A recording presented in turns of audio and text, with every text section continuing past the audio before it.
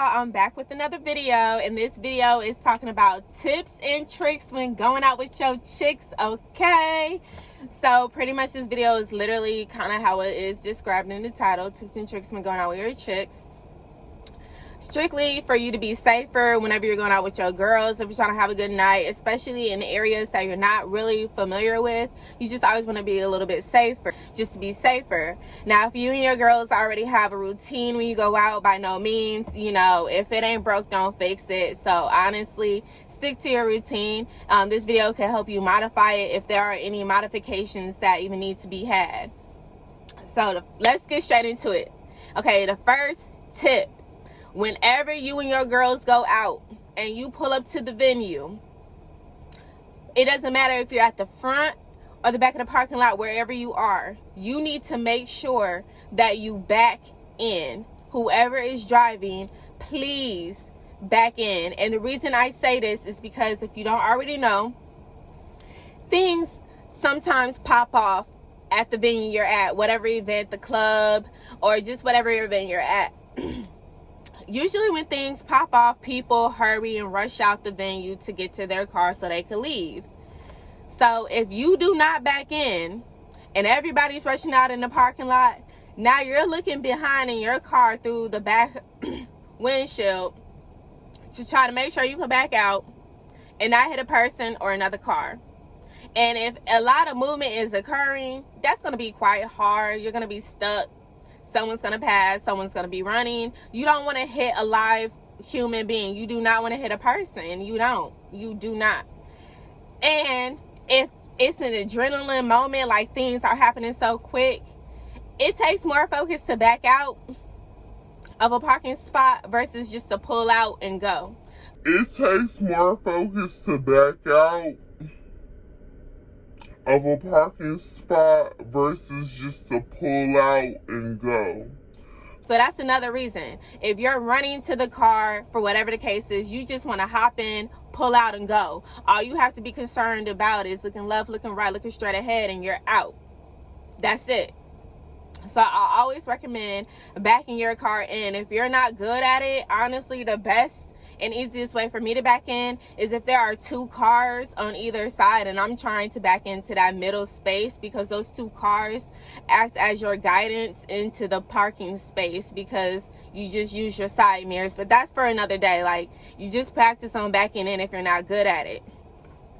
Tip number 2: if someone has to go to the restroom, never let anybody in the group go anywhere by themselves. If it's just two of you, literally y'all need to be attached to the hip.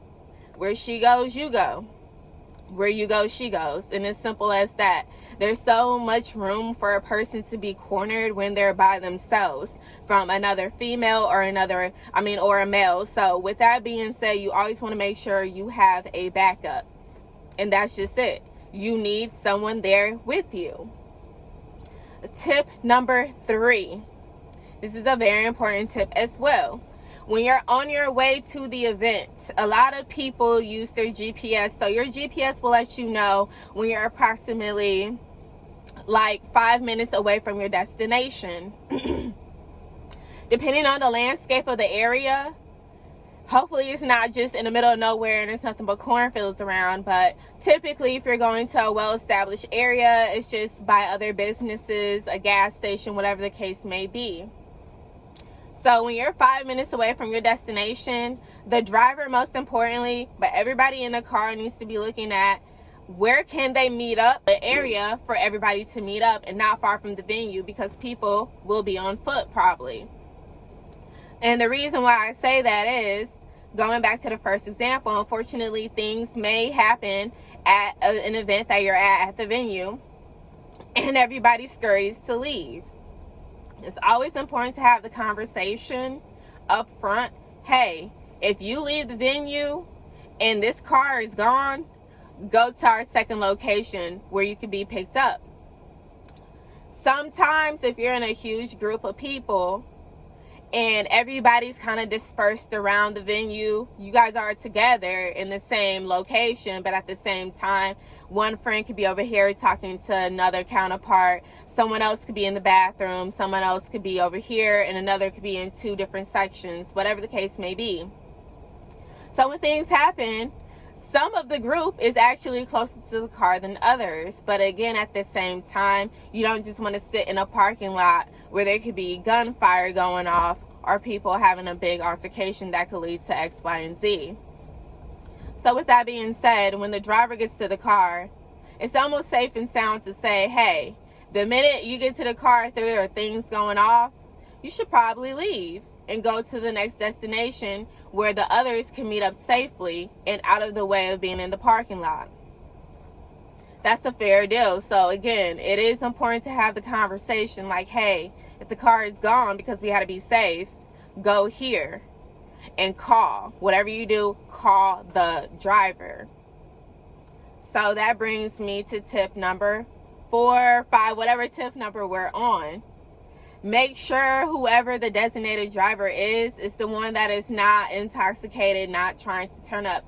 The designated driver has to be the one that is on point, knowing their P's and Q's, because they have to remember where the car is in the first place. They have to keep track of the keys. You cannot just lose your keys. And 3, they have to be mindful of the destination spot, know who all came. And the biggest thing, their phone has to be charged. People are depending on you.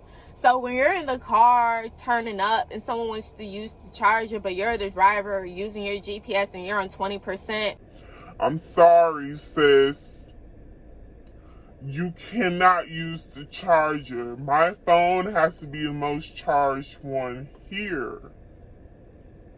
But at the same time, everybody else's phones have to be at least on 15 to 30%, just because, say, they're supposed to ride with and something does happen in the club. You have to make sure that when you get to the second destination, you're able to call. But again, that brings me to having the conversation of where to link up at, because you're out of safety. So if you're meeting at that second location, you can sit there and wait. You're out of the way of violence or anything bad that is going on at the time. So there's no rush. The main thing is do not wait in the parking lot of where the unfortunate situation is occurring, because that puts you at risk and anybody else that's there at risk, when you can just go to the next destination and wait and it'll be safe. So it is important that if you're one of those people who kind of got left behind, to be calling like, hey, I'm going to the next destination. I hope you guys made it out. Woo woo. That's fine. But the driver just has to be on point to know all of these factors, making sure nobody gets left. And then they're a person accountable of, before y'all even leave that whole area, everybody you came with needs to be in that car leaving with you. Everybody you came with needs to be in that car leaving with you. Know exactly where everybody is at. Because there are going to be times where that person who got left behind is going to hop in the car with somebody else and may not go to that second destination spot. But I advise that they tell whoever they're in the car with, I came with other people, could you please take me here? They may or may not be okay with doing that, which is why they need to have a phone and make sure their phone is on so they can communicate and not feel like someone got left behind at the venue and ride with whoever it is. And that person may not be willing to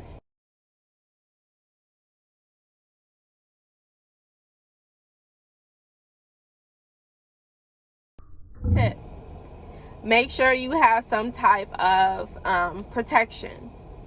Now, I'm not too big on conceal and carry, but I understand like the benefits of it, and I'm totally for if that's what you want to do. But not everybody is like that. So if you choose to have conceal and carry, definitely do as you please for your state's laws and precautions. If you're not comfortable with that, it's totally understandable. I recommend having some mace. 105. So whenever I went out with my ships, my friends, I never really had this issue because one of them had mace on their keychain. So like that was always taken care of. But If you're in a situation where that person that has the mace doesn't have it, then sorry, honey, you need to have it or something. And that's just to protect you if it's just you and your girls, because females are still vulnerable. We're easy targets to some groups. If you're outnumbered, you're an easy target. If it's you versus a man, you can be an easy target depending on if that man feels like he could overcome the both of you. There's so many different factors that could come into play that you both need to make sure that you're aware that there is protection, making sure that both of you are comfortable using that protection, and making sure you will not get in trouble for illegally having that protection. I'm not advising you to do anything illegal, so just make sure you know your state's laws and you know how to use whatever form of protection you choose to use. Do I feel like it's necessary? Only if you feel like that. You know your area, you know the places you go to, and you know the people who you hang around with, and you also are familiar with the vibes of the people that are around you when you go to these events. So gauging all that information, I would advise you to make your best decision on if you feel like you need protection or not. Sometimes when you're in a well-established area and the crime rate is very low, you may feel like you don't need that. So if you feel like that, that's perfectly on you. I'm not telling you what to do. I'm just advising you that if you're in an area where you feel like you need that protection, then by all means, make sure you have everything that you feel like you need legally. Don't get in trouble, but at the same time, don't risk your life. So if you feel like you have to teeter-totter, just stay at home. Just stay at home. It's not worth it. But again, this is a quick recap of everything that I just said. Hopefully I can remember off the top of my head. But again, make sure to back in everywhere you go. The reason why is because whenever anything pops off, you just want to make sure that you can easily pull out, look left, look right, look straight, and you're good to go. The second thing, make sure that if you and your friends are going out and it's a group of you, that right before you get to your destination, you pinpoint a safe meeting spot, just in case if anything were to go off, it's a safe spot for you guys to meet up. Secondly, to make sure that you're good and everything's safe before you all physically retreat the entire area to go back home. The third thing, make sure that you always stay together in pairs. If it's a group of you, 2 of you at least need to be together and go everywhere together. Never leave one person behind. So if it's 3, all 3 of y'all just gotta go, because you don't want someone just sitting there by themselves while the 2 of you are gone. If it's a group of 4 or more, it's easier to divvy up. The next tip that I said, make sure that the driver is sober and on their P's and Q's, and always make sure the driver has the highest percentage on their phone, or a good percentage just for communication, because they are the one driving and accountable for everybody that came in their car. The next tip, make sure everybody else in the car has a good phone percentage, so that way they can communicate if anything does go left, and that if they are not able to make it to the meetup spot, and if they are, just to call and let whoever the driver is know, hey, I'm on my way there. The next thing, let me think. Oh yeah, make sure you have protection. So at the end of the day, this is a preference thing. If you prefer to have protection, just make sure you have it then legally with you. If you're one of those people who just are uncomfortable, at least have a can. Tips and tricks are just things to make you a little bit aware of how to move a lot better in the city that you're in, and just around the space that you'll be in, like the venue. So if anything were to pop off, you have an exit plan, you know what to do. Oh, one more thing I forgot. Trip. When you and your girls go out, when you enter the building, the first thing your eyes need to be on are all the exit doors. Make sure that you are close to an exit. It does not need to be the front door, because that's obviously the door everybody's going to aim to go out of, which is going to be really congested. Whatever exit you are by, try to go out of that exit, but please make sure you know where it is in proximity to where you guys parked. So please be aware of that. But again, thank you for watching my channel. Okay, yes, please do not forget to like, comment, and subscribe to my channel.